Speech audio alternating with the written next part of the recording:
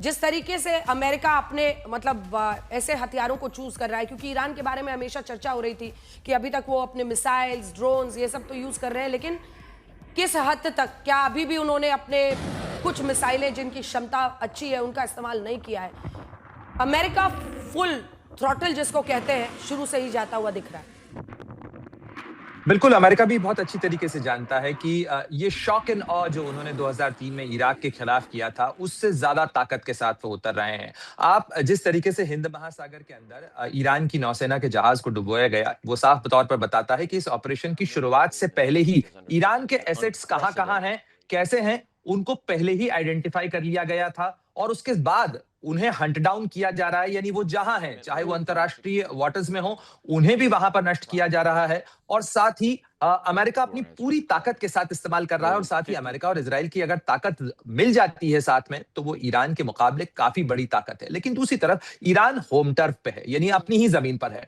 बहुत लंबे समय से वो ये तैयारियां करते रहे हैं। पहाड़ियों का जिक्र आपने किया, करीब करीब ईरान का भूगोल अगर आप देखें तो 50 से 60% हिस्सा उसका पहाड़ों वाला है, यानी पहाड़ी क्षेत्र है, पर्वतीय क्षेत्र है, जो किसी भी ग्राउंड इन्वेजन के लिए बहुत डिफिकल्ट होता है। हम जानते हैं कि अफगानिस्तान के अंदर भी अमेरिका को कितना वक्त लगा था तोरा बोरा की पहाड़ियों और उन इलाकों के अंदर जो है हंट डाउन करने में तालिबान को, क्योंकि उन्होंने वहां ठिकाने बनाए थे। तो ये जो जो माउंटेनियस वॉरफेयर होता है वो बहुत ही डिफिकल्ट वॉरफेयर होता है। लेकिन फिर भी वो इस समय जो स्ट्रेटेजी है, वो पहली बात ईरान का जो पूरा कोस्ट लाइन है, उस कोस्ट लाइन के अंदर ईरान के डिफेंसेस को खत्म करना है। उसके अलावा ईरान की जो जो स्ट्रक्चर है गवर्नमेंट का, जो पावर्स, जो सत्ता के प्रतिष्ठान हैं, उनको नष्ट करना है। और साथ ही तीसरी स्ट्रेटेजी जो यहां नजर आ रही है अंजना, वो ये नजर आ रही है कि ईरान में आंतरिक विद्रोह की स्थिति को पैदा करना, जिसके लिए कुर्दिस्तान के अंदर उन लड़ाकों को, उन विद्रोहियों को जो कि काफी लंबे समय से अमेरिका से मदद हासिल करते रहे, उनको मजबूत किया जाए। और इसमें एक छोटा सा एंगल मैं और जोड़ दूं कि इसमें राष्ट्रपति जेलेंस्की भी कूद रहे हैं, क्योंकि उन्होंने कल एक बयान जारी करके कहा कि ईरान के शाहिद ड्रोन्स को लड़ने के खिलाफ हमने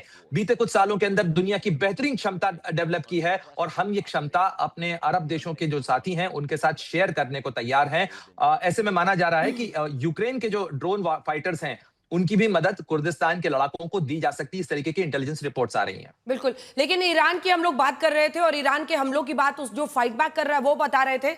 एक और बहुत दिलचस्प खबर है जो बड़े पैमाने पर अब चर्चा हो रही है, जिसकी कि आप सोचिए, मध्य पूर्व के देशों में ईरान हमला कर रहा है, वहां से लोग भाग रहे हैं, जगह जगह से लोग भाग रहे हैं, लेकिन ईरान से बड़े पैमाने पर भगदड़ मचना या लोगों का भागना, रशिया यूक्रेन वॉर भी हुआ था, तब भी आपने देखा था कि यूक्रेन में अलग अलग जो सरहद के रास्ते हैं उससे कई लोग निकलने की कोशिश कर रहे थे, लेकिन ईरान में ऐसा नहीं देखा जा रहा है। तो जिस हौसले के साथ और जिस जज्बे के साथ एक जो एंटी अमेरिकन फीलिंग वहां पर है, एंटी इजराइल फीलिंग है, उसकी वजह से शायद हौसला लोगों में यह है कि युद्ध भी है तो हम यहीं पर रह के झेलेंगे, युद्ध भी है तो यहीं से फाइट बैक करेंगे। ये शायद एक बहुत बड़ा चैलेंज बनेगा पश्चिम के देशों के लिए जो इस वक्त युद्ध की बात कर रहे हैं। आइए आपको सीधे लिए चलते हैं, सुमित हमें दिखाएंगे कि ईरान में इस वक्त कहां कहां पर हमले हो रहे हैं। सुमित, देखिए, बिल्कुल अभी तक अगर आप देखिए 6 दिन बीत चुके हैं, लेकिन ईरान में कहां कहां हमले हुए, ये हम आपको एक ब्रीफ इस बड़ी वॉल पर दिखाकर समझाने की कोशिश करते हैं। कहां कहां पर मेजरली हमले किए जा रहे हैं, कौन कौन सी सिटी। अगर आप देखें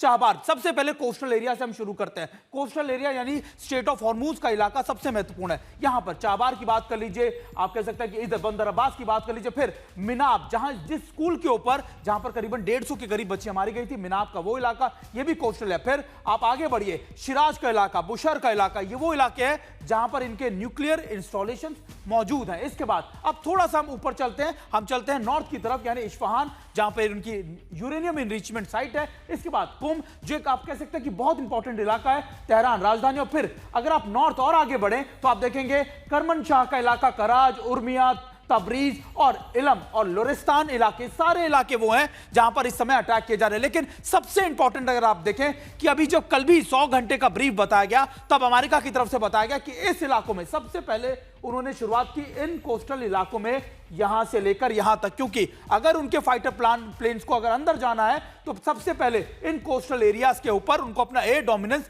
एस्टेब्लिश करना पड़ेगा। फिर उन्होंने शुरुआत की यहां से एक कॉरिडोर बनाने की जो तेहरान जाता था, यानी फिर तेहरान की तरफ उनके फाइटर एयरक्राफ्ट लगातार मूव किए और फिर उन्होंने पूरा एयर डोमिनेंस अपने हाथ में ले लिया। धन्यवाद सुमित आपका बताने के लिए। देखिए, ईरान में इन जगहों पर अटैक हो रहा है, अमेरिका ने जो पूरा अपना आक्रामक रुख है उसको और भी बढ़ा दिया है, युद्धपोत तक वो ईरान के इंटरनेशनल वाटर्स में अगर टारगेट कर रहा है, तो आप समझ रहे हैं कि इस बार अमेरिका के लिए आर पार की लड़ाई है।